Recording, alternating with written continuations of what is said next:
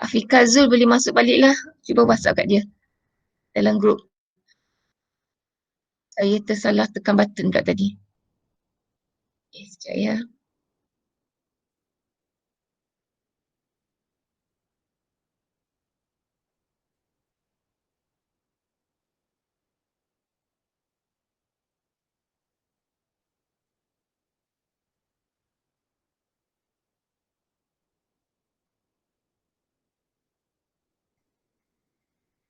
Okay, do you be able to look at the slide? Yes. Yes, madam.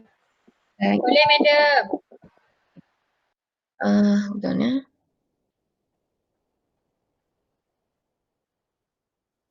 Lagi nak masuk. Okay, I want nanti saya akan post dia punya slide tu kemudian. Okay, I just want you to look at in the textbook. Okay, in the textbook on page 357, just after I discuss on topic impairment goodwill. Okay, impairment goodwill. Yeah.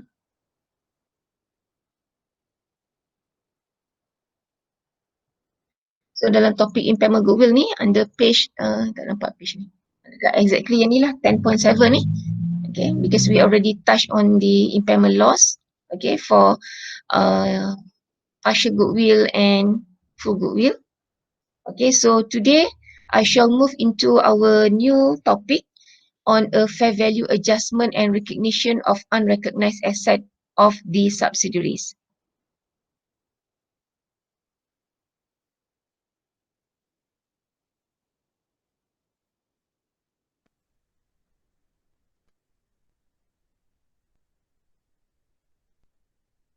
Okay, saya rasa lagi 2 orang belum masuk lagi.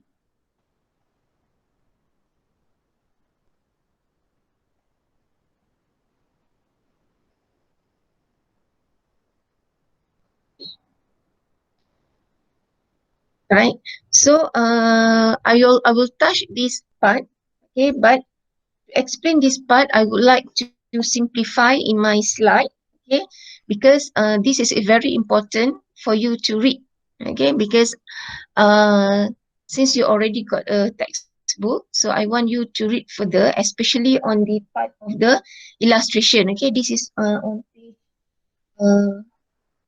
357, this one, and then followed with the next page 8. Okay, so page 358 is illustration and how the subsidiary adjusts its own account, and whenever next is S does not subsidiary does not adjust its own accounts. So this example in the illustration is very good for you to understand how is the treatment by showing the concept of journal entries, okay, and then how the consolidation of adjustment for depreciation will take place. Okay, so normally when we have the adjustment for the fixed asset, especially for depreciable asset meaning all non-current asset except land, because we know land is not depreciated. So depreciable asset adalah aset-aset like building, plant machinery, motor vehicles. Okay, so those will be classified as depreciable asset. Okay, and so back to this slide. Okay, so for this slide, I will show you the measurement or fair value measurement. So if you see stated in the standard, okay, at the date of the acquisition, the holding will revalue the asset of the subsidiary in order to arrive at a fair price for the shares of the subsidiaries. Okay, all right. As you all know, whenever holding combine with a subsidiary or purchase shares in a subsidiary or acquired shares in a subsidiary, so the shares is valued at fair value.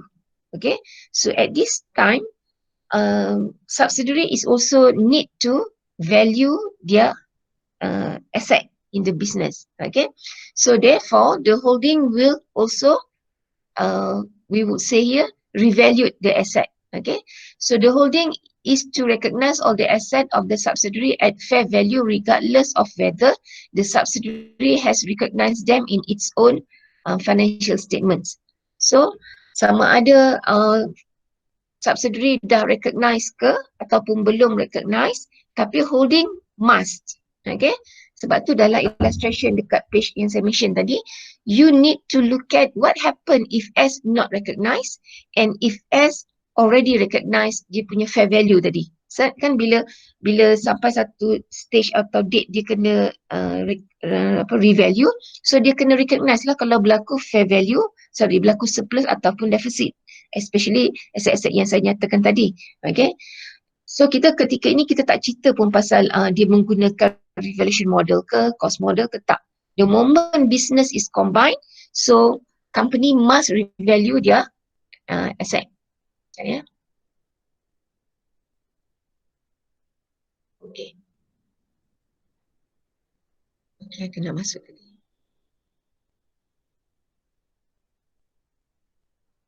Okay, another one to come in. Dah ada dah semua. Alright, dah ada dah semua. 33. 33 sekatanya berapa? Okay, 33. Alright, I'll continue. So, the adjustment needed in the consolidated statement by adjusting the carrying amount to fair value. So, kalau kita tengok dekat buku subsidiary, dia akan record pada carrying amount. Jadi, kita akan adjust kepada fair value. So, recognizes asset that were not recognized by the subsidiaries. Okay, sometimes some of the asset cannot be recognized in the subsidiary. So, kita akan tanya, what type of asset that a subsidiary cannot be recognized? Okay, normally item ini adalah item intangible asset. So kalau you belajar masa FAR 510, okay, under topic intangible asset, there are certain internally generated expenditure, kan? Kita belajar internally generated expenditure cannot be capitalized. It should be expense off, right? Itu stated dalam standard 138. Jadi, after a few years, bila saja business been taken over by the holding, so holding dia beli sekali intangible ni tadi. Okay, jadi kalaulah intangible yang previously cannot be recognized by the subsidiary, so bila holding datang, holding boleh recognize. Jadi dia pun revalue, jadi dia boleh nilaikan. Katalah contoh sebelum ni patent.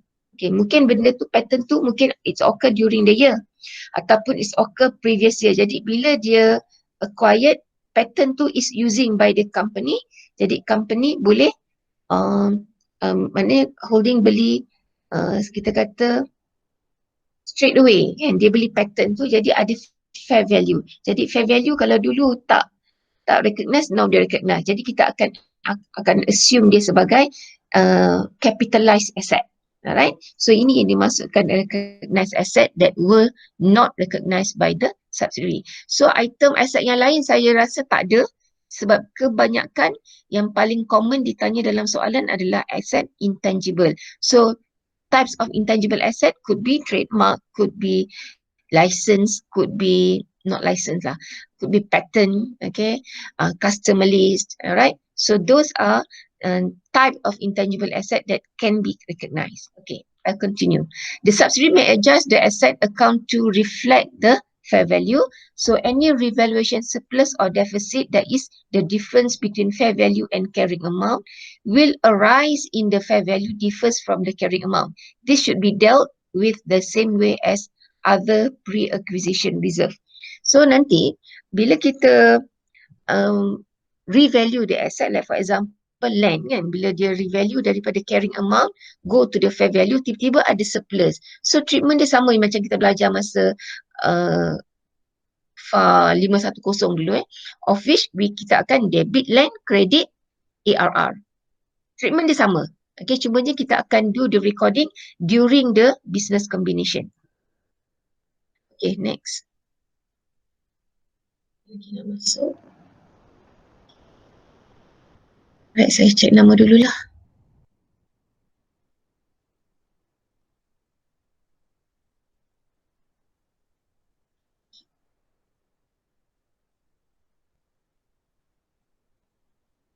Right, next. Post-acquisition fair value changes to non-current asset. Okay, what happen kalau post fair value changes? Alright, post-acquisition fair value changes ni maksudnya, katalah company acquired on 1st January 2020. Selepas itu barulah asset tu been revalued, okay, of the subsidiary. Jadi bila dah berlaku, maka apa efek dia? So changes in fair value of the non current asset after the acquisition date are post-acquisition gain or loss and treated in accordance with the standard 116. So treatment dia masih sama, and the NCI will include its share of post-acquisition changes in fair value of the non-current asset. So NCI pun will also be affected with the fair value changes. Okay, asset that were fair value and subsequently disposed of. Okay, so let's say there is item, one of the item of the asset in the company that already revalued. Okay, revalued, kenapa dia revalued? Because of the business combination. And then during the year, okay, at the same year or probably next year, soalan dia akan minta kan untuk tahun pertama ke tahun kedua, subsequently the asset is disposed of. So asset that were fair valued at subsequent date and then could be disposed of subsequently. So in the SOFP or financial statement of the subsidiary, the gain or loss on disposal of the asset will include the fair value change. Jadi bila saja kita rekodkan bila di dispose dia, maka akan wujud whether it's a gain on disposal or loss on disposal. Jadi fair value change ni kita also will integrate or will take into consideration. So as the asset is no more with the entity, the pre-acquisition reserve will include the fair value change. Okay, yang ni adalah statement by the standard. Okay, you may not understand because saya tak tunjuk lagi example. Tapi yang inilah yang you kena faham apa yang standard guided. Okay. Right. So firstly, we look at on the journal entries on to do the adjustment on the depreciation. Okay, these are specifically whenever there is a revaluation for the depreciable asset. Okay, in situation of surplus in revaluation, the surplus amount will be depreciated over the remaining useful life. Jadi biasanya kita akan cari surplus kan. For example, katalah when there is the surplus for the building, katalah surplus dia 1 million. Okay, and then the useful life of the building, katalah remaining dia is 10 years. Jadi macam mana kita nak depreciate? So dalam standard ni dia dah bagi tahu just divide by remaining useful life. Jadi 1 million divide by 10 years. So kita dapat 100,000. So therefore the adjustment need to be made due to the depreciation charge. Depreciation charge is insufficient. Okay. So apa yang kita kena buat? The increase in depreciation charge due to surplus considered as under provided depreciation, therefore is debited in the return profit. So if you still remember, kalau kita nak record depreciation, kita akan debit SOPL dan credit accumulated depreciation. Ini kalau single entity. Maknanya ordinary situation ni single entity. Debit SOPL, credit accumulated depreciation. Tapi bila saja kita buat dekat consolidation, okay, kita akan record sebagai debit retain profit. Okay, debit retain profit ni sebenarnya nanti bila kita buat soalan, kita kena tengok, okay, siapa punya aset. Adakah aset tu aset sub atau aset tu aset holding. So kat sini saya letak saja return profit. So you akan tanya, madam, kenapa kita letak return profit? Sebab topik chapter 10 ni adalah adjustment yang kita akan buat untuk SOFP. Dalam SOFP tak ada langsung SOPL. Okay, just therefore semua yang return profit ni, maknanya semua yang akan pergi pada SOPL adalah kita kena masuk dekat return profit, which is return profit ni ada dekat SOFP. Jadi that's why instead of masuk SOPL, kita tunjukkan terus ke return profit. So credit apa? credit asset. Kenapa asset? Okay, kebanyakan soalan group account, bila ditunjuk dekat asset, non-current asset tu, dia tak tunjuk pun cost less accumulated depreciation. Dia tak. Dia selalu letak nilai asset tu adalah net carrying value. Jadi tak ada pun value untuk accumulated depreciation. Jadi instead of kita letak accumulated depreciation, kita letak asset. Sama saja. Okay. So yang ni kena ingat lah. Alright. So situation dia apa? Situation ni adalah bila berlaku surplus. Apa maksud surplus? Okay, surplus ni di mana sebelum ni asset itu katalah building nilai dia adalah 900,000 ataupun okay tadi saya kata surplus dia 1 million kan.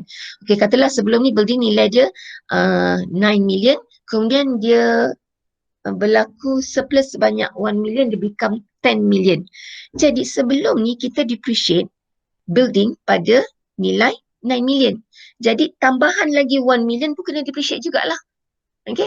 Jadi that's why kita kata kita panggil sebagai under provided. Apa maksud under? Belum lagi. Maknanya depreciation tu under. Jadi apa you kena buat? You kena record lah. Nilai tu di bawah. Okay. Depreciation tu belum dikira. That's why kita kata under. Okay. That's why bila under provided, maka kita kena buat apa? Debit return profit atau kita kata debit SOPL. Faham eh? Konsep dia begitu saja. Okay, next. What happen kalau asset tu deficit? Okay, in situation of deficit in revaluation, the deficit amount will be depreciated over the useful life. Okay, jadi soalan yang sebaliknya or situation will be become at reverse. Okay, kalau surplus, formula untuk kira depreciation adalah remaining useful life bagi total of surplus bagi dengan remaining useful life. Sama juga untuk deficit. Amount deficit bagikan dengan bagikan dengan remaining useful life. So therefore the adjustment need to be due to the depreciation is overcharged. Ingat ni? Bila sahaja berlaku deficit, maka value of asset reduced. Contoh sekali lagi. Katalah building tu tadi saya kata dia nilai dia kepada 10 million, kemudian berlaku deficit 2 million. Jadi dia drop kepada 8 million. Jadi sebelum ni kita dah depreciated sebagai 10 million, maka kita panggil dia sebagai over. Sebab apa? Terlebih catat. Over, terlebih catat depreciation. Jadi apa yang you kena buat? Maka you kena credited the return profit. Bila credited, situation dia adalah opposite dengan surplus tadi. Saya back kepada surplus punya jalan entry yang ini. Okay. Debit return profit, credit asset. Jadi kalau deficit, kita terbalikkan saja. Namanya apa? Over provided depreciation. Ya, ada soalan tak dekat sini? Can anyone respond?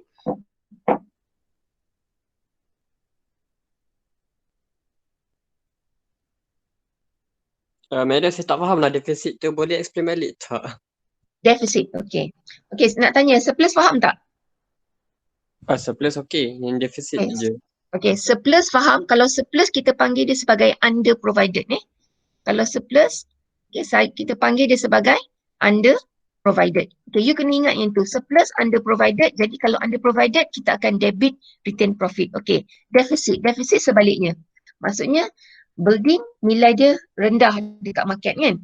Okay, jadi bila rendah, maka kita kena adjust juga dia punya depreciation. Nak kira depreciation untuk aset yang di deficit tu kena kira juga. Formula dia apa? Sama. Iaitu value of deficit. Katalah tadi saya bagi contoh building, value dia berapa? 2 million. So bagikan dengan remaining useful life 10 years. Jadi 2 million bagikan dengan 10 years. Okay. And then therefore the adjustment kita panggil sebagai overcharge. Jadi kalau sebelum ni dia 10 juta, kita dah telah overcharge depreciation dia. Jadi kita kena kita panggil dia juga sebagai over provided. That's why kita kena look at kepada decrease in depreciation charge. Okay. Jadi kita kena turunkanlah nilai depreciation dia. Sebab kalau sebelum ni kita belajar, ingat kan kita dah belajar impairment asset kan. Impairment asset, kalau bila asset tu impact, value dia rendah, effect kepada depreciation pun drop. So effect dia sama juga untuk case revaluation. Okay. Alright, so kalau you dah faham, bila asset tu deficit, kita panggil nama dia apa tadi? Over provided. Sebab apa over? Sebelum ni nilai dia tinggi. Jadi bila nilai dia tinggi, depreciation dia tinggi. Jadi bila depreciation tinggi kita panggil over provided. So apa yang you kena buat? You kena adjust dia dengan cara kredit kepada retain profit. Jadi retain profit ni you akan kredit retain profit, debit apa? Debit asset. Jelas? Jelas. Alhamdulillah. Okay, move Okay, saya bagi satu aktiviti ni. Aktiviti ni dia menggunakan straight line method. Okay, yang ni saya create sendiri example. Tak ada dalam textbook supaya awak faham. Okay, dan saya provide you with the answer. Okay, sebab yang ini saya bagi example dia minta untuk 2 tahun acquisition. Okay, dan example yang kedua ni, example yang kedua ni saya menggunakan depreciation dia menggunakan reducing balance method. Okay, reducing balance method ni adalah topik yang famous ditanya untuk kod FA 300 yang dulu-dulu. Okay, di soalan tu dia keluar final Jadi kita tanya dia dalam bentuk yang ini. Jadi untuk test nanti is possible kalau soalan tu examiner nak test you untuk depreciation tu dia menggunakan reducing balance method. Tapi sebelum saya ajar yang reducing balance method dekat aktiviti 2 ni, saya ajar dulu aktiviti 1. Okay. Hak Berhad acquired Berhad on 1st January 2016. The building was revalued by Sub ni adalah subsidiary to 2.88 million. This building has a carrying amount 2.47. You nampak tak? Originally subsidiary punya building ni nilai adalah 2.70. Jadi bila saja holding acquired Sub, building ni revaluation dia telah meningkat. Okay, value of building ni meningkat. Kat sini juga akan nampak berlaku surplus kan. And then pada bila dia this building is has a carrying amount pada December 2017. Sub was not recorded the revaluation amount in its book. Okay. It is the policy of the group to depreciate the building using straight line method, and the remaining estimated useful life of the building as at 31st December 2017 is 38,000. Okay, so prepare the journal entry on the fair value adjustment on extract financial statement for the year ended 31st December 2017. Okay, aktiviti ni sangat penting you faham sebab nanti bila you buat soalan dekat textbook dengan soalan-soalan pasal yang saya assign kemudian you boleh faham Okay, so sekarang ni kita kena cari surplus dulu. Okay, sekarang ni kalau you tengok dia acquired pada 1 Januari 2016. Okay, dia acquired pada 1 Januari 2016 dan carrying amount dia adalah 2000 dia bagi fair value adalah 2008. Okay, saya nak you faham Dia bagi fair value pada 1 Januari 2016 adalah 2.88. Okay, tapi berapakah carrying value pada 1 Januari 2016? Kita tak tahu. Kita tak tahu. Tapi cuma soalan bagi carrying amount untuk building ni pada 31 Disember 2017. Maksudnya bila? 2 tahun ke depan. So you kena go backward.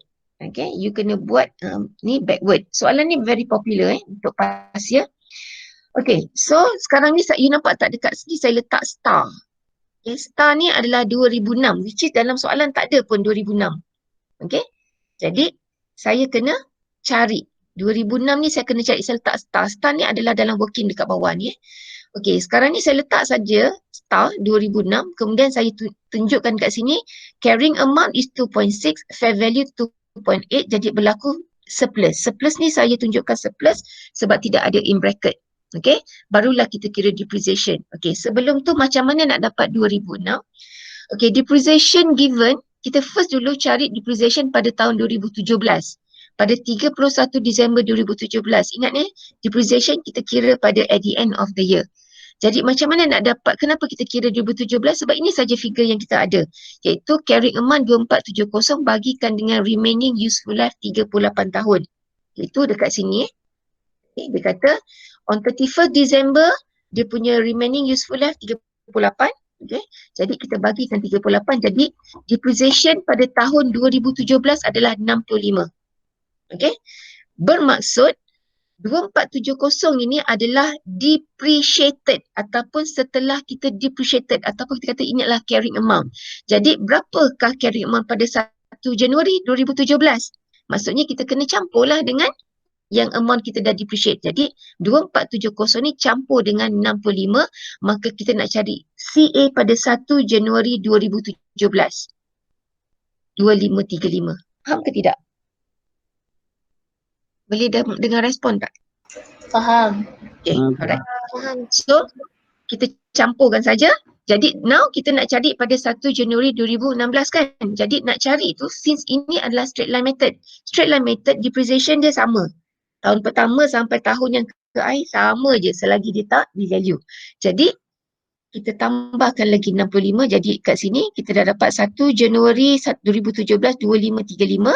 Nak cari 1 Januari 2016, 2535 tambah lagi dengan 65 dapatlah 2006. Maka saya letaklah 2006 tu dekat sini. Barulah saya dapat berapakah nilai surplus. Okay. Dah dapat nilai surplus, barulah kita kira depreciation. Depreciation ni adalah pada 31 Disember 2015 sebab kita backward 2015 ataupun pada 1 Januari 2016 sebab itu adalah tarikh dia combine. So nak cari depreciation adalah dengan cara, alright, 200 bagikan dengan 40. 200 bagikan dengan 40, boleh tekan kalkulator tak? Dapat 5. Dapat 5 kan? Okay. Itu dalam slide saya yang pertama dengan kedua kan. Maknanya saya dah bagi tahu dalam slide tadi nak kira depreciation, ambil saja surplus bagi dengan useful life. Tapi ada cara nak counter check. Counter check macam mana? Kita kirakan 2006 ni, pada 1 Januari 2006, dia punya depreciation, the remaining useful life adalah 40 years. Okay, sebab kita backward ni kita campur 2 tahun, 40 tahun. Jadi kita dapat 65. Kemudian kalau kita kirakan fair value ni, bagikan dengan 40 tahun, dapat 70. Tolak, dapat 5. Counter check. Dan 5 ini kita panggil under provided. Kenapa? Bila surplus, kita panggil dia under provided. Automatic. Okay. Tak ada surplus, kita panggil over tak. Surplus, kita panggil under provided.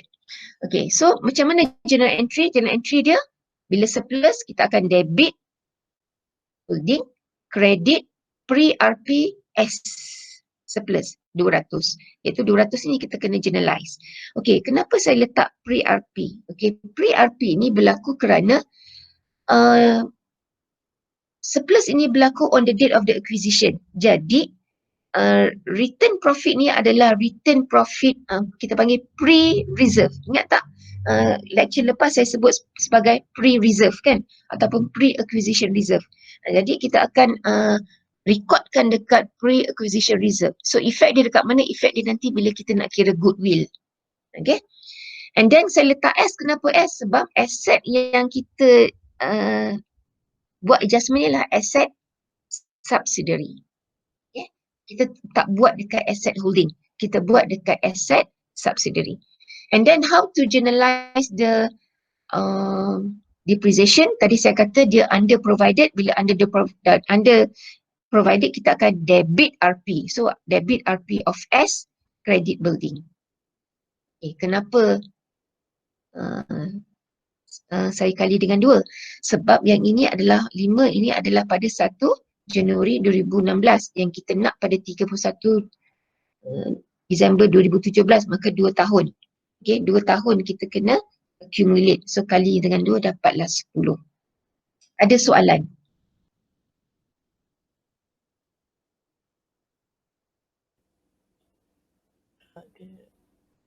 Tak ada Okey. Kalau tak ada, saya pergi pada aktiviti yang kedua.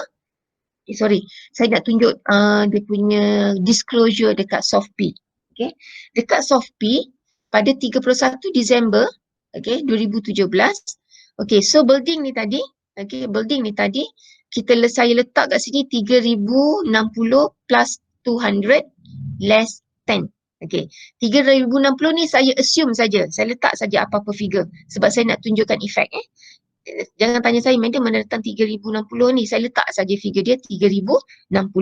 Okey, tambah dengan 200, tolak 10. Jadi disclosure surplus tadi mesti dah ditunjuk dekat consolidated soft P yang surplus tadi kita add lah. Okay, kemudian kenapa kita add? Okay, kenapa kita add? Debit building. Kan, bila debit building kita akan add. Dan surplus ni kita credit building. Bila credit building kita less than. Okay. Kemudian apa efek dia kalau kita buat consolidated SOPL? Okay, consolidated SOPL oleh kerana dia adalah under provided, okay, maka depreciation saya letak negatif ni because dia adalah expenses. Itu saja. Okay, depreciation ni kita letak saja 10,000 kerana dia adalah expenses. Okay.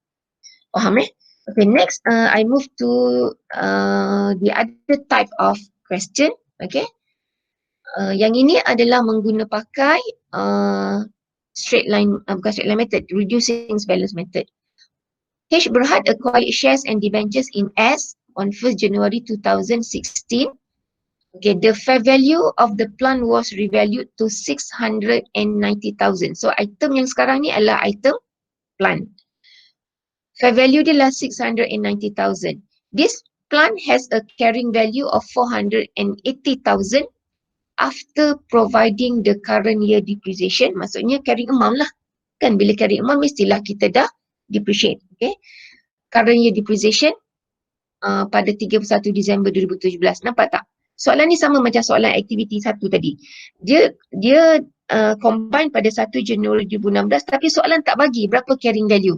Kalau dia bagi pada 1 Januari 2016 senang kita tolak aja atau kita compare saja. Nak tahu dia surplus ataupun deficit, tapi dia bagi carrying value pada 2 tahun yang akan datang. So it is a policy to depreciate its plant at 20% per annum on book value. 20% per annum on book value itu adalah definition untuk straight reducing balance method. So prepare the journal entry on the fair value adjustment and extract necessary financial statement. Ada siapa nak tanya ke? Tak ada Kita ada, saya pergi kepada solution. Okay, untuk solution ni, untuk solution, saya tunjukkan macam tadi, pada 1 Januari 2016, saya letakkan the star ni.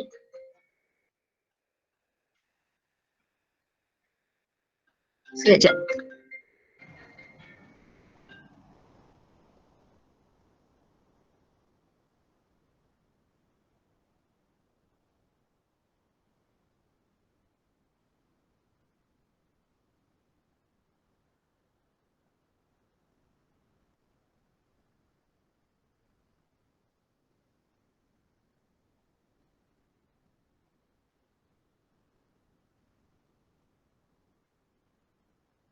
Sorry Alright. Okay, let's say saya letak kat sini 750, saya akan tunjukkan macam mana figure ni dapat. Okay, fair value given at 960. Okay, sekarang dia bagi CA pada 1 Januari 2017. Yang kita dapat tadi, tengok soalan ni. Tadi dia bagi carrying amount ni adalah 480 kan. Ini bila 31 Disember 2017. Okay. Alright. So untuk mendapatkan pada awal tahun, iaitu pada 1 Januari 2017, apa you kena buat? You kena bahagikan dengan 0.8. Okay, kena bahagikan. Sebab apa kena bahagi?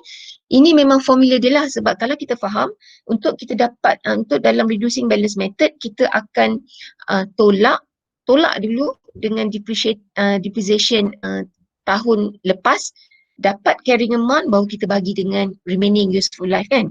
Jadi kita tahu kat sini,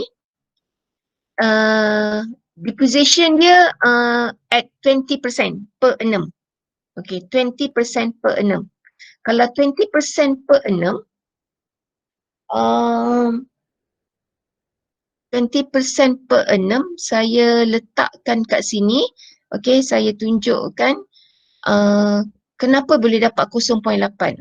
Sebelum tu tak tanya, macam mana boleh dapat 0.8?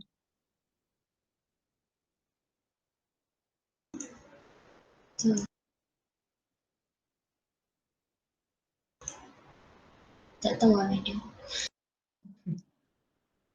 480.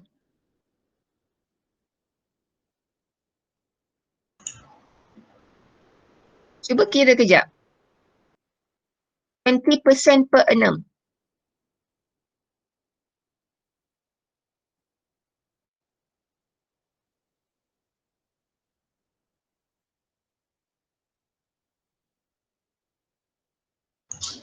Macam mana dia dapat 0.8 tu? Okay. Just Satu, terbalikkan itu. bukan terbalikkan. Bukan terbalikkan. Okay. 20% adalah 0.2 betul? Betul. Ya betul. Okay. So, kita tolakkan tu. That's why kita dapat 0.8. Kita dapat 1 tolak dengan 0.2. Jadi dapat 0.8. Sebab ini backward ni. Kita kira backward. Faham So, kita 1 tolak 0.2 dapat 0.8. So, 480 kita bagikan dengan 0.8, maka kita dapat 600. 600 ini adalah carrying amount pada 1 Januari 2017. Jadi, macam mana kita dapat 1 Januari 2016? 600 ni kita bagikan lagi dengan 0.8. Okay, therefore kita dapat 750. Ingat ni, figure dia mestilah semakin besar. Okay, sebab kita nak tunjukkan nilai dia lah. Okay, nilai dia semakin besar sebab yang ni adalah sebelum kita depreciate. Kan bila kita depreciate, carrying amount dia makin rendah kan. Jadi pada 1 Januari 2016, dia punya carrying amount dia mestilah tinggi. So, pada 1 Januari 2016, saya letakkan figure kat sini 750 yang kita kira tadi.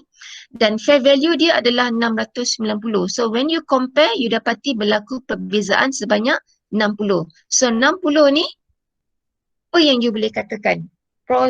Deficit ke surplus? Okay, deficit. So, kalau deficit, kita tak boleh terus kira depreciation macam tu. Kita kena, sebab apa? Ni bukan straight line method. Okay, yang ini adalah reducing balance method. Jadi, saya tunjukkan 21,600 ni dengan 2 star is working dia dekat bawah ni. Okay, pada depreciation pada Jun 2013, okay, 2013, 60 ni, 60 yang ni, 60 kita kalikan dengan 20%. Maksudnya current year. Pada current year kita akan kali dengan 20%, jadi dapat 12. Tahun ni tahun yang pertama. Okey, tahun yang kedua pula, okey, tahun yang kedua kita akan tolak dengan 12 ni kan, 60 tolak 12 kita kalikan dengan 20%. Jadi depreciation dia adalah 9.6. So total depreciation adalah 21.6 untuk 2 tahun. Kita tak boleh letak 12 juga kat sini sebab ini bukan straight line method. Ini adalah reducing balance method. Okay. So the total depreciation provided for 2 years. Okay, for 2 years adalah 21,600. So journal entry kalau berlaku deficit terbalik. Kan? Kita akan credit plan, kita akan debit retain profit of S. Pre ni adalah kerana berlaku on the date of the acquisition. Okay, 60. Kemudian journal entry, kita panggil dia sebagai over provided. Okay, bila over provided, apa you kena buat? You kena credited. Over provided, kita kena credited RP. Okay, so value dia adalah 21.6. Debit plan. Ada soalan? Madam. Ya. Yeah. Kenapa yang depreciation tu kan yang kita ambil nilai yang defisit 60 tu Oh, itu adalah formula nak kira depreciation? Kan tadi dekat slide. Dia ulang balik slide. Kat slide deficit dia kata apa? Deficit amount will be depreciated over the remaining useful life. Kita nak cari adjustment untuk depreciation kan? Okay, so formula dia sama. Cari deficit amount tadi 60, kita akan bahagikan dengan useful life. Okay, so since soalan ini adalah soalan reducing balance method, faham reducing balance method, jadi kita menggunakan formula yang macam ni. Dalam reducing balance method, you refer kepada aktiviti yang ini. Okay, okay, alright.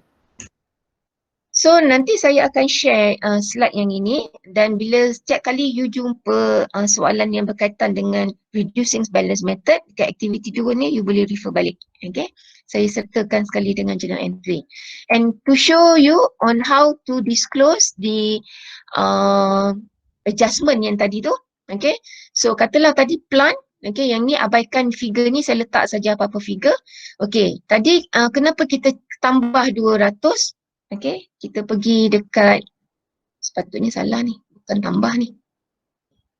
Takut saya tak buat adjustment. Sekejap ni. Tolak. Ya betul. Okey, saya betulkan terus kat sini. Nanti saya terlupa. Okey, saya tolakkan 200 dan yang ini kita Tambah. bagus. Kita tambah. So dapat berapa agak-agak? 060 plus 10. 2870. Okay, very good. Thank you. 2870. Okay. 2870. So this is how we do. Maksudnya macam mana kita nak tambah, kita nak tolak. Firstly, you punya knowledge on the journal entry tu mesti strong lah. Okay. Tapi bila kita buat many question, nanti you akan tahulah. Okay, kat sini kita dah tahu kita akan credit plan sebanyak, bukan 160 lah. Kan, betul tak? Betul. Okay, correct. Kita balik. Pula 60 tambah berapa tadi? 21. 0.6. Okay, tolong saya kira berapa? 3021 600.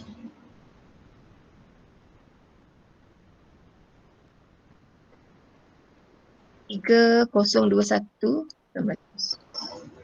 So this is how you do. Alright, thank you. Okay.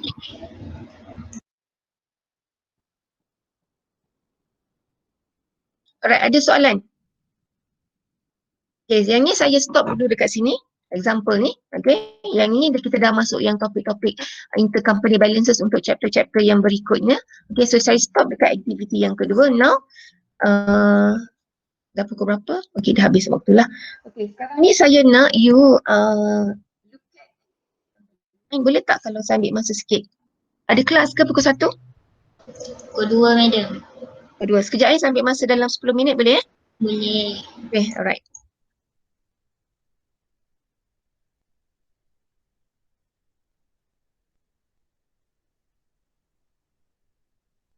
Okay.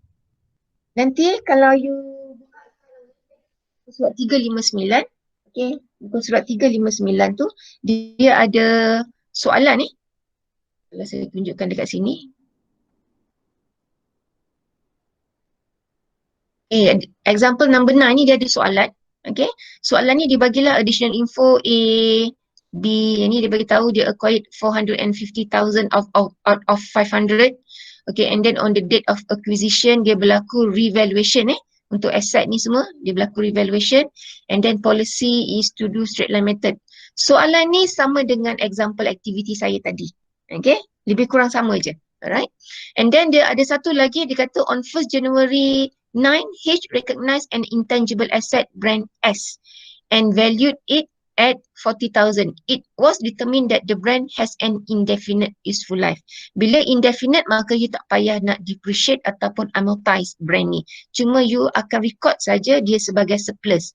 Okay. Maksudnya sebelum ni brand ni dia menjadi revaluation menjadi 40. Okay. Kalau you tengok dekat soalan ni ada tak dekat S ni ada tak item brand? Tak ada kan? Jadi bila tak ada maka you akan add nanti dekat consolidated item brand. Alright. So dekat sini berlaku there was no purchase and sale on land land or building. Jadi hanya berlaku revaluation saja. Jadi tidak berlaku penjualan ataupun pembelian yang baru. And then NCI is not measured at fair value. Kalau not measured at fair value maka dia measured at proportionate. Kalau proportionate kita kata dia adalah partial goodwill. And then goodwill is not impact. So tak ada adjustment yang kita akan buat untuk goodwill tu. Soalan dia prepare consolidated statement of SOFP for H and S. Alright. So dia dah bagi dekat sini macam mana kita nak kira. Okay. Tapi semacam saya bagi tahu Jane Lazar ni dia menggunakan kaedah dia adalah buat journal entry.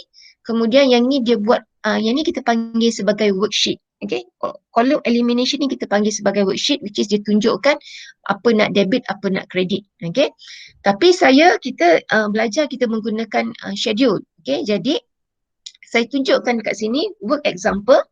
Okay, working yang saya selalu buat adalah firstly bila saya buat soalan saya akan identify. NCI dia value at what? Okay, kita value at proportionate of net asset of subsidiary sebab dia bukan at fair value. Okay, now saya nak tunjukkan ownership. Okay, yang ini memang step number 1 yang you kena buat. Calculate ownership of the holding. So saya letak ownership dia adalah ordinary share. Dia kan mestilah dia acquired ordinary share. So ordinary share dalam soalan dia acquired 450 out of 500. 500 ni apa? 500 ni adalah dia punya subsidiary punya, saya balik pada soalan ni. Subsidiary punya ordinary share. Okay. Ataupun kat sini pun dia beritahu H acquired 450 of 500 ordinary share of S. Okay. Kat situ datangnya saya letakkan yang ini. So kalau you divide, you akan dapat holding acquired 90%, NCI adalah 10%. Okay, yang ni saya letak saja pre-RP. Pre-RP ni mana dekat additional info number 1 tadi dia ada kata return profit of has a credit balance of 10. Jadi pre-RP ni nanti kita kena letak dekat goodwill. Okay. Alright, now kita pergi kepada working dia. Working untuk B tu, kalau you tengok dekat textbook, dia ada bagi tahu pasal ARR. So sama juga macam saya buat dekat aktiviti nombor 1 tadi. So kat sini dia ada 3 item. So item number 1 adalah land. Land dia punya CA dia adalah 100. Fair value dia 120, maka ARR dia adalah 20. Kita tahu land ni not depreciated, that's why dekat depreciation saya letak dash. Building pula dia bagi tahu CA dia 320, fair value dia 480, maka ARR dia adalah 160. Okay, tolakkan je lah. 480 minus 320, therefore you dapat 160. Okay, now kita nak cari depreciation, kita bagi dengan remaining useful life. Remaining useful life adalah 16 years. Therefore, kita dapat 10,000 depreciation. Untuk brand, dia tak ada nilai carrying amount tapi dia ada fair value, maka itu adalah ARR. Dan brand kita tak depreciate kerana dia tidak diberi useful life punya information. Okay, all asset and business combination must be valued at fair value. So depreciation kita assume dia sebagai under provided. Kenapa? Because berlaku surplus. Okay. Fair value dia meningkat kan, so kita kata surplus, therefore kita panggil dia sebagai under provided. So treatment dia apa? Less RP, ataupun kita kata tolak daripada RP. Bila tolak daripada RP, maka kita akan debit RP. Kelas, you faham kan nature return profit? Return profit letaknya dekat SOFP adalah dekat equity dan nature dia adalah credit. Jadi bila kita under provided, maka dalam slide tadi saya kata dia akan debited. Jadi bila dia debited, maka saya akan debit RP. Faham Atau less RP. So 10 dan credit apa? Credit building. Okay, credit building 10. Okay, ini saja dia punya adjustment. Yang lain tu dah very easy. Yang untuk land saya tak tunjukkan lah sebab saya nak tunjukkan yang depreciation ni, nanti you boleh buat. Okay. Kita nak buat consolidated, kita kena kira goodwill dulu. So untuk kira goodwill, kita dapatkan consideration transfer 750. Nak dapat kat mana ni? Dekat soalan. Okay. Kalau you pergi dekat soalan, cari investment ni. Investment 750. Investment ni lah yang saya kata tu adalah consideration transfer. Investment. So add NCI sebab ini adalah proportionate, so 10% kalikan dengan 700 entity, ini adalah fair value net asset figure yang ini. Okay, so biasanya kita letak kemudian. Saya letak saja 10%, yang ni kita letak kemudian. So kita cari yang seterusnya, less fair value net asset of S on 1st January year 9. Ni adalah date on acquisition. Jadi saya sangat recommended you follow step saya ni, letak FVNA. Ini diterima dalam solution. Kalau you jawab dalam final pun letak FVNA pun saya terima. Okay, so kita kena pergi dekat subsidiary punya information. Yang ini ada dalam soalan. Okay, iaitu you akan ambil ordinary share 500, return profit 100. Okay, kita tak boleh ambil 110 sebab 110 ni adalah pada 31 Disember, nampak tak? Okay, yang ni adalah pada 31 Disember. Okay, jadi kita kena cari RP pada pre, iaitu bila pada 1 Januari 2009 RP dia adalah 10. Sebab tu tadi saya buat dekat working, saya buat siap-siap supaya saya tak lupa. Okay? Kan dekat atas ni tadi saya buat siap-siap supaya saya tak confuse dengan soalan dengan saya letak 110. 110 tu adalah pada 31 Disember. Yang ini adalah pada 1 Januari. So debit saya letak RP, dua saja dalam soalan kan, OS dengan RP. Jadi yang ini adalah berlaku on the date of acquisition, iaitu land 20, ARR untuk building 160 dan ARR untuk brand 40. Mana dapat figure ni? Dekat working tadi ni. Okay. 20, 160 dengan 40.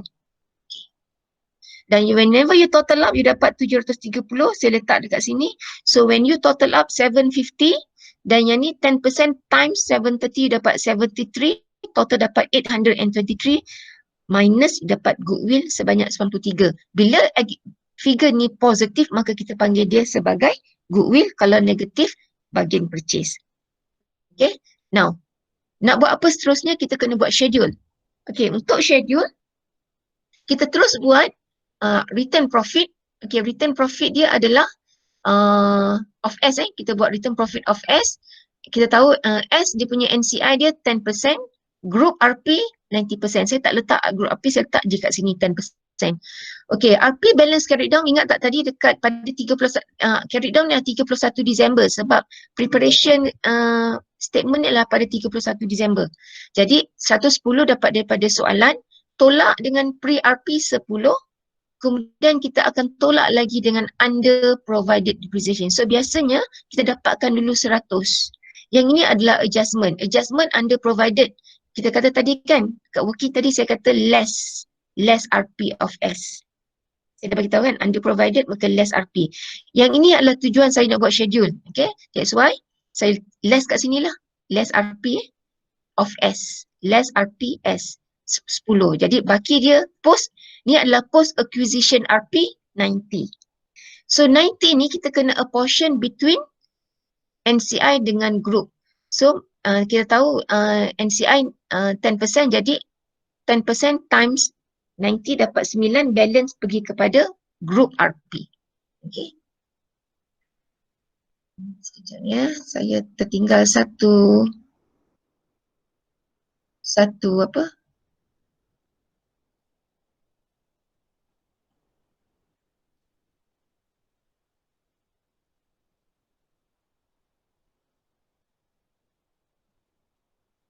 Saya tertinggal satu item kat sini. NCI at the acquisition. Ingat tak tadi kita ada NCI kat sini? 73 kan? Yang ni kita kena masuk dalam schedule. Jadi saya letak dekat kolom NCI 73. Okay. Saya letak dekat sini. Sepatutnya nanti saya, kalau saya betulkan balik nanti saya tunjukkan awak contoh. Okay, so sekarang ini holding kita kena record juga. Holding ni kalau you tengok dekat soalan, holding dia punya RP dia adalah 400. Okay. RP holding 400. So pergi dekat 400. Okay, RP holding carry down ni 400. So you need to total up 400 plus 81, you dapat 481. Kemudian 73 plus 9, you dapat 982. Yang 93 ni adalah kolom untuk goodwill. Okay, now saya nak buat consolidated soft P. Consolidated soft P, saya masukkan figure land.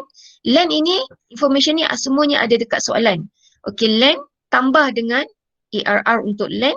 Okay, tambah dengan 20.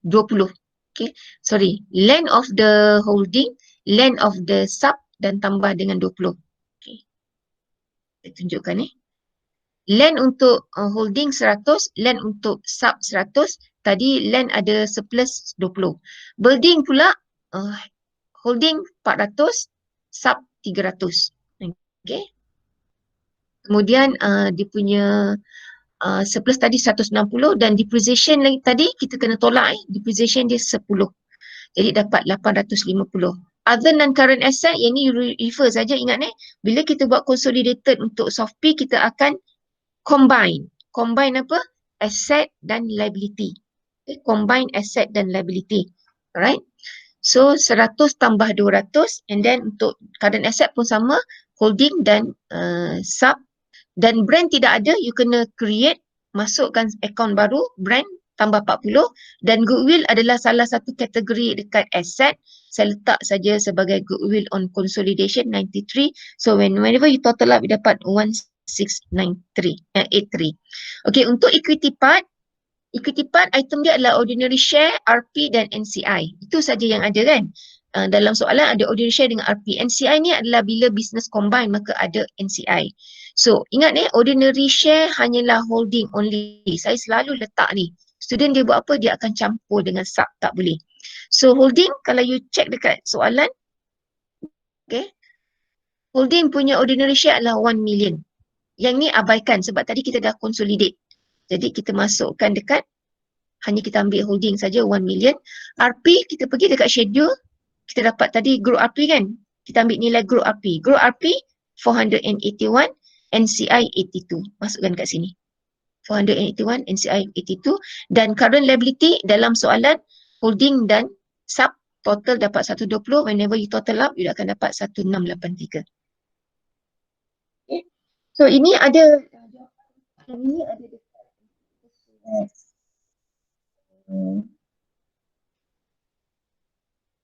63. Okay, dekat muka surat 363 dia bagi, kalau you tengok dekat itu dia dapat 1683. Okay, cuma dekat textbook ni kalau dulu pun you belajar dengan lecturer, dia mesti akan minta you tunjukkan working macam ni. So working ni must always be shown because bila dalam final atau dalam test kita akan bagi tick based on working. Katalah you tulis saja land 220. Kalau betul kita bagi tick. Tapi kalau salah, kita tak akan bagi tick. Jadi normally kita akan refer kepada working. Okay. Kalau kat sini biasanya kita bagi 3 tick lah sebab ada 3 working kat sini. Right? Faham So working must be shown. Okay, ada soalan example 9. Okay, apa yang saya nak awak buat adalah based on recorded video yang saya akan bagi selepas ini, saya nak you construct example 9. Okay. Construct example 9. Nanti saya akan bagi homework untuk minggu depan. Okay, hari Selasa. Okay, sebab saya nak you buat lagi macam exactly macam saya buat ni. Iaitu, okay, firstly, you kena tunjukkan ownership. Kemudian you kena buat adjustment untuk apa-apa saja adjustment yang diberi oleh soalan. Macam ni, macam mana dia kirakan lah kan. Awak boleh rujuk kepada saya punya slide yang satu lagi. Kemudian, tunjuk macam mana kita kena kira goodwill dan last kali schedule, seterusnya buat consolidated SOFP. Ini adalah first step untuk you mahir konsol. Okay, so saya nak you buat yang ini untuk example yang saya dekat assign selepas ini. Okay, buat dulu dalam sebuku pun memang ada solution. You cuma refresh balik. I do believe lecturer awak dulu masa diploma dah ajar, kita refresh balik. So siapa tak faham menggunakan method ni, kalau berbeza dengan cara lecturer awak ajar, so guna pakai yang saya punya ni. Tolong jangan guna cara yang sebelum ini. Okay, because inilah yang akan ditest dalam test.